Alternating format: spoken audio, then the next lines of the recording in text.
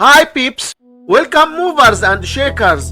In this episode today, 18 divided by 3 which equals 6 and 18 divided by 3 equals 6. Now we have this problem 6 divided by 6 which equals 1. But this answer is not correct because according to the order of operations we must do this division, then this division, and at last this division. So we have first this division 18 divided by 3 equals 6. So we have 6 divided by 18 divided by 3, and we can write this part as 6 over 18 divided by 3. So we must keep the first fraction 6 over 18 and change division to multiplication times.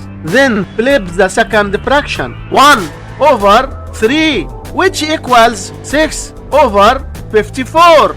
And this is our final answer for this problem. Thanks for being here. Like, subscribe, and see you next time.